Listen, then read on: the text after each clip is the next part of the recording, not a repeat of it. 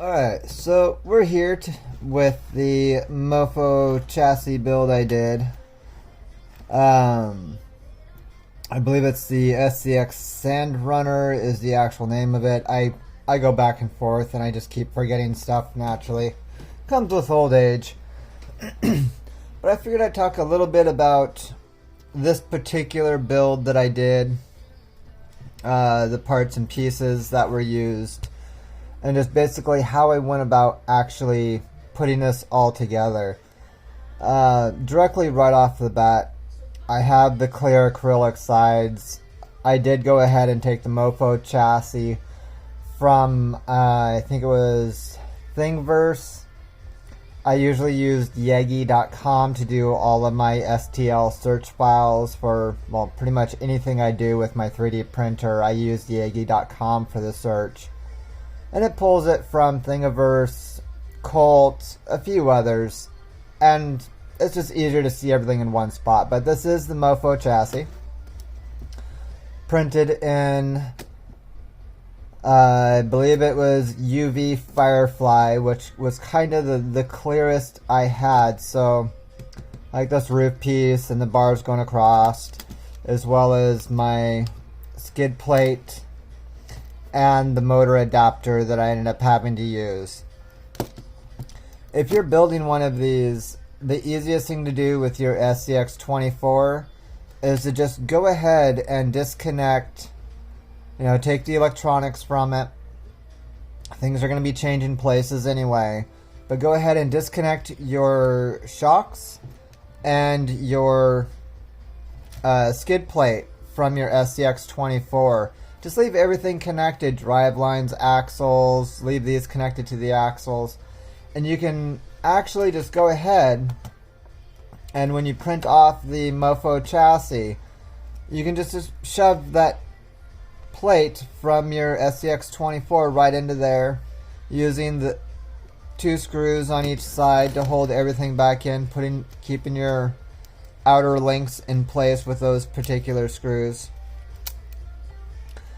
And once you get past that point, you're also going to want to take the majority of the screws from the rest of your SCX24. Each side has, you're going to need a screw up here, one midline, one down below, and then you got the 3 holding on technically the outer upper body parts. So really, you're looking at another 12 screws past whatever you took off your SCX24. So make sure you're taking apart your all the interconnecting pieces that are holding your frame rails together. Unless you want to go buy some more machine screws for it. I'm not sure if they actually have the stainless steel kits out for the SCX24s like they do on the 110s. But that's what I ended up doing with this one. I know you don't need the aftermarket stuff, especially if you're using all SCX24 parts and pieces. Like I'm saying, the SCX24 skid will fit on this chassis. If you're just using the stock motors, you're totally fine. Now, because of the size of everything, and I'll try to get this shown up on camera a little bit more, this is the motor. It's an all-in-one Dynamite 6000 kV. I do believe it's for the Lozi Mini T or the Traxxas Latrax. I forgot which RC actually this is kind of meant to as an upgrade.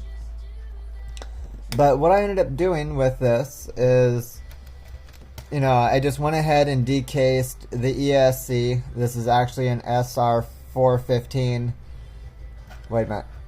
315. Sorry. Receiver that I just took out of its case. So that way I could just save on some room. You're probably going to want to do the same thing with your SCX24.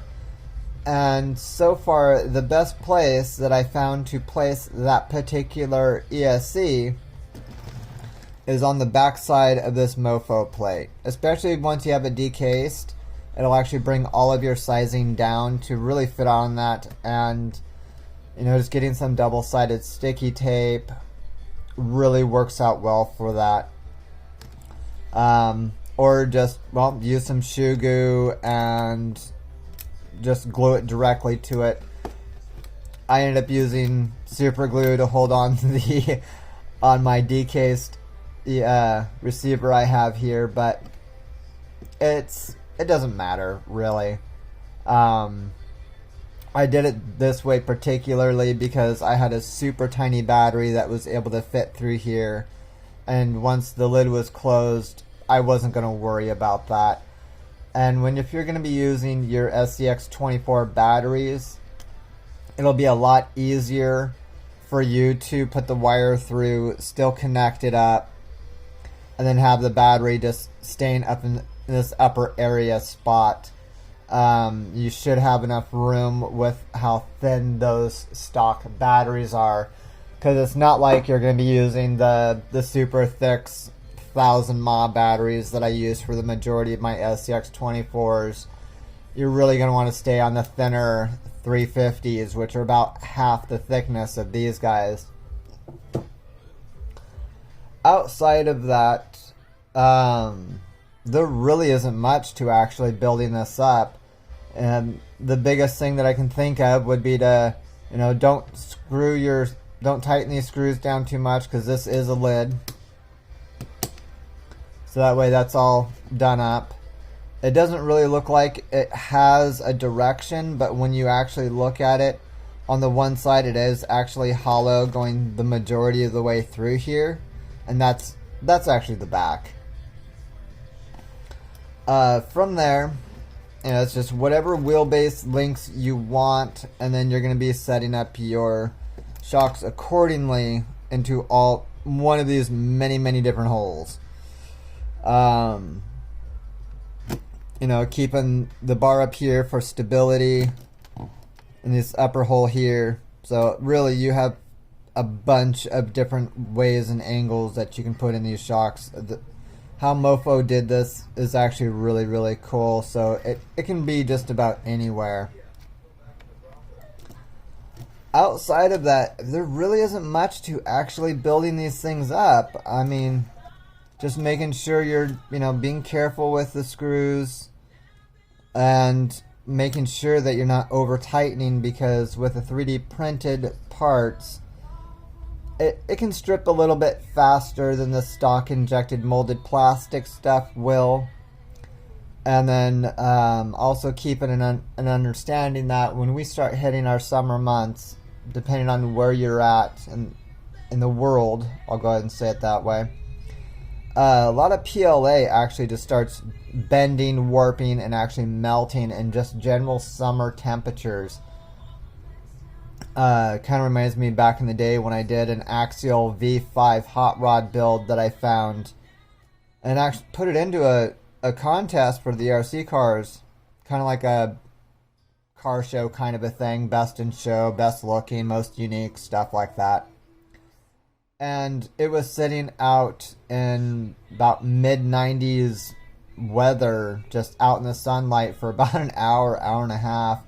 And coming back, the whole car had just bananaed. It was really kind of funny to watch. And I still won an award for it, but that's all cool.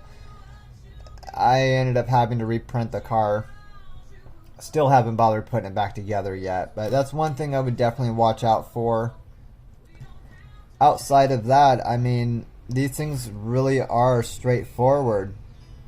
The biggest issue for me was just making sure I had enough screws to actually build it. But once I completely disassembled the SCX24 from, the rest of the screws that weren't in use by this build and were just kind of like left over hanging onto the frame, it was more than enough to finish this car out. Now, when it comes to the shocks, the SCX24 shocks will work.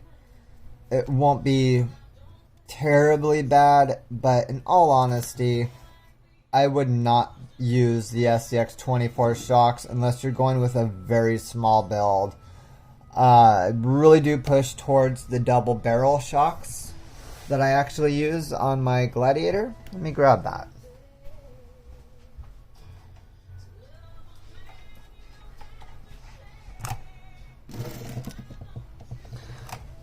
So this is my Gladiator.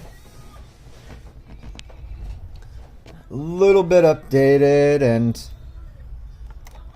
but the best part is let's see if I can get a good picture of this.